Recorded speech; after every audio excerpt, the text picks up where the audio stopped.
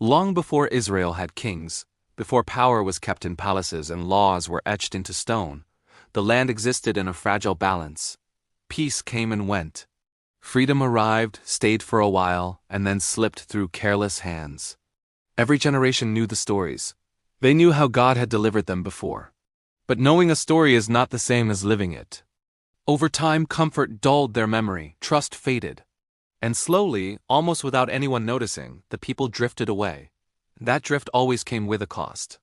With Israel weakened, others stepped in to fill the void. The Canaanite king, Jabin, ruled from the city of Hazor, but the real force behind his power was his military commander, Sisera. Sisera didn't rule with speeches or symbols. He ruled with machinery, 900 iron chariots. In that era, iron meant dominance. These chariots turned open fields into death zones. They could crush any resistance before it even had a chance to organize. Against them, simple foot soldiers barely stood a chance. For 20 long years, Israel lived under that oppressive weight. The main roads emptied out, trade slowed to a crawl. Villages withdrew into the hills, hoping to remain unseen. People learned to move quietly, to avoid attention, to simply survive instead of truly living. Fear became normal. And when fear lasts long enough, people stop imagining there could ever be a way out. But eventually, silence breaks. It always does. The people cried out to God, not with grand speeches or elaborate ceremonies. It was just raw desperation, coming from a place worn thin by suffering. And God responded. But not in the way anyone expected. No mighty army appeared on the horizon. No new king rose from a noble family. Instead, the story shifts to somewhere quiet, to someone unexpected. Her name is Deborah. She is already a leader when the story finds her. Deborah sits beneath a palm tree between Ramah and Bethel, in the hill country of Ephraim. People come to her with their disputes, their difficult decisions, the questions that truly matter, and she listens. She weighs the truth carefully, she speaks with clarity. She carries an authority that she never has to announce. Deborah isn't loud. She doesn't force her presence on anyone. But when she speaks, people hear more than just her opinion. They hear conviction, they hear direction. They hear something grounded in a wisdom beyond human reasoning. She is a prophet, she is a judge.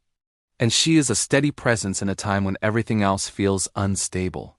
One day, Deborah sends for a man named Barak. She doesn't invite him to discuss options or to strategize. She doesn't soften the message.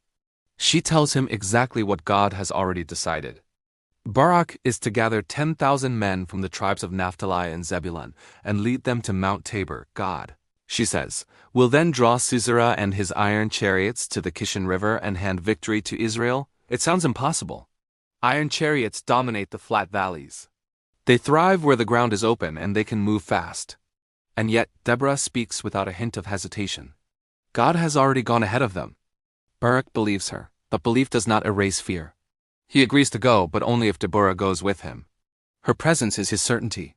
Her voice reminds him that this mission does not depend on his strength alone. Deborah agrees to go. But she tells him the plain truth. The victory will not bring him the credit he might expect. The final, decisive moment of glory will belong to a woman. This isn't meant as an insult. It's a reminder. This story will not follow the usual script. Word of the plan spreads. Men come forward. They are farmers, laborers, fathers, and sons. They are people who have lived under oppression long enough to know the true cost of inaction. 10,000 men gather. They move toward Mount Tabor, carrying their fear and their hope side by side. And Deborah goes with them. Not as a figurehead, but as a living witness to what God is about to do. Sisera hears the news of the Israelite army and responds with pure confidence. He gathers all 900 of his chariots and advances toward the Kishon River. From every logical angle, this battle should end quickly. It's iron against flesh. It's military experience against raw desperation. But logic does not account for what God has planned. As the moment of confrontation arrives, Deborah speaks again. Her voice cuts through the tension. This is the day. The Lord has already gone ahead of you. At her word, Barak moves. The Israelite army descends from the mountain. What happens next is swift and decisive. The sky opens up. Rain pours down. The Kishon River floods its banks. The ground turns to slick, heavy mud. The chariots, Sisera's greatest strength, lose all traction. Their wheels sink deep into the muck. The iron that was meant to intimidate now traps its owners. It becomes a liability. Panic spreads through the Canaanite ranks like fire, the mighty army collapses into chaos.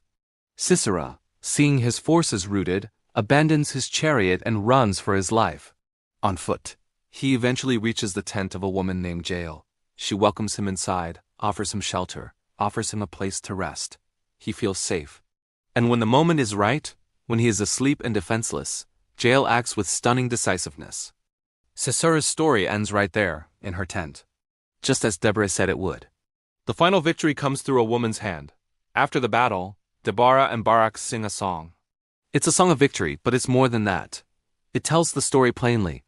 It praises the courage of the tribes who came and directly names the hesitation of those who stayed behind. It honors the decisive action of Jael. Above all, it praises God. The song isn't gentle. It's brutally honest. It's designed to ensure the truth of what happened will not fade with time. After Deborah, the land rests. 40 years of peace. That fact alone sets her apart. She doesn't cling to the power she was given. She doesn't build a dynasty or leave chaos in her wake. Her leadership accomplishes exactly what it was meant to do. Then she steps back quietly. Deborah's story challenges our assumptions about leadership. She leads without demanding authority. She commands armies without aggression. She trusts God without apology. In a time when everyone was chasing their own truth, she listened for something higher. And when she spoke that truth, an entire nation moved. The palm tree where she sat is long gone. But the kind of leadership Deborah embodied still appears, often when we least expect it. It's found in quiet clarity. It's seen in steady courage. It's heard in the voices that listen before they speak. Deborah reminds us that real power doesn't always arrive loudly with chariots and swords. Sometimes it's already there, rooted and waiting, ready for the moment when the world finally needs it. And when that moment comes, everything changes. Thanks for watching. If this story resonated with you, hit that like button and subscribe for more content that goes beyond the surface. We'll see you in the next one.